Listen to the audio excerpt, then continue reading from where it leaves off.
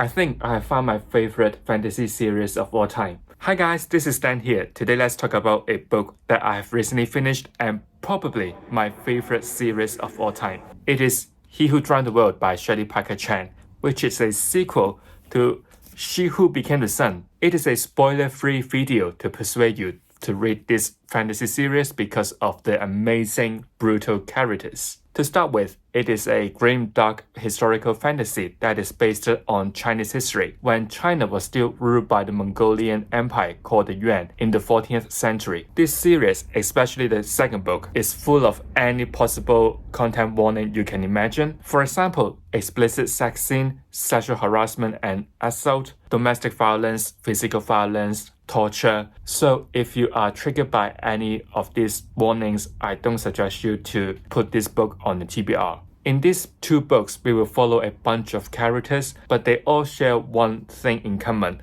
which is try to overthrow the Yuan Empire because of their own reasons. For instance, we got Zhu Zhongba, who was a girl raised in a peasant family in the beginning and tried to achieve greatness in her life by stealing her dead brother's fate. Also, we got Ouyang, who was a Mongolian eunuch general, and because of what the Mongolian has done to him in the past, he wanted nothing more than revenge. Wang Baoxiang, who was an official working for the Mongolian, he was adopted to this strong Mongolian general family, but he seems not to be fitted to their standard of masculinity. Madame Zhang, who was the wife of Rice Paker-chan, who is like a really important family to control the sword, the main economy of the Mongolian, she tried to use her gender as a woman to be the ruler of this empire. Ultimately, most of the characters here wanted to sit on the throne and rule China. Even though I have studied Chinese history before, I know who's gonna sit on the throne in the next dynasty. I still find the plot really fascinating. Some of the characters may bond well together, some may try to win over another, some may try to betray their partner, and some may try to be the ultimate puppet master and sit on the throne. All this just added another layer to the plot and make it really entertaining. I found that Shelly Parker-Chan is really good at writing characters, especially their emotions and how they react in this brutal wartime China. I don't think there is any absolute hero figure in this duology. Even though Zhu, the Radiant King, has to make some difficult, bloody decision to get to this point, these characters would literally do whatever they can to secure their place in this world. They may sacrifice what people normally think is precious in exchange to achieving their goals, or even placing themselves so low, try to use their body as a tool, and it is really heartbreaking to see them to make such decisions. All of the characters has to go through grief, guilt, humiliation, manipulation, which I am not sure will you root for these morally gray area characters, but in my opinion, it offers another side of the story to explain, to understand why these characters has to make such decisions. And it also explores how some of the characters try to overcome their suffering and motivate them to the road to achieve their end. Even for those side characters who don't have their own POVs, they still got their moment to shine. Shelly Parker-Chan still put effort to bring these side characters to life through the main POVs. Given that it is just a duology with roughly 1,000 pages long, they have already written so many memorable characters. I also appreciate how Shelly Parker-Chan incorporate queer identity discussion to the book. Zhu Zhongba in Chinese history was a male.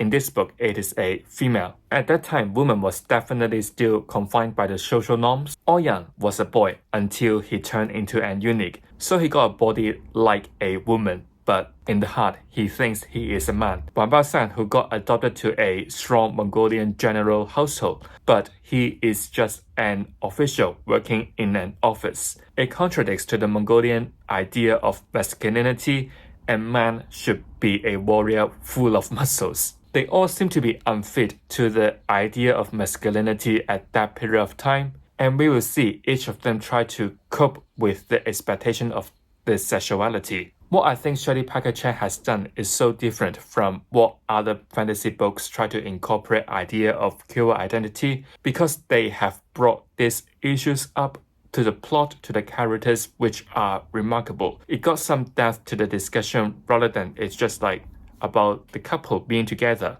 but it is more about how these characters gonna react with such expectation of masculinity and femininity. And the last thing I think is so outstanding is how Shelly Parker-Chan include Chinese cultural references. I think it is really common now to say some Asian slangs like, you are my yin, I am your yang. I feel so zen now, look at the feng shui, whatever. But this idea was so well executed in this fantasy duology. From the title of the officials, how to address yourself, and the way you should speak to someone superior than you, or even coming to swearing, asking how your ancestors are doing, or saying you're a turtle egg. These are just lovely nods to Chinese culture. What I also like is explaining concepts like yin and yang. And they're not just like superficial, they're like have depth to it. For example, ghosts are something related to the yin, and they would suck the yang out of human. And also how you can tell someone's health by looking at their qi. All these are just so well thought out and cleverly put in the story. I hope that I can convince you to pick this duology up because it has definitely become one of my favorite series of all time. Let me know in the comment how do you feel about this duology if you have read them already. Do you love them as much as me or you find this still got room to improve? Let me know in the comment. So, if you have enjoyed today's video, make sure you give it a like. If you don't want to miss any content from me, make sure you have subscribed to my channel. I will see you real soon. Goodbye.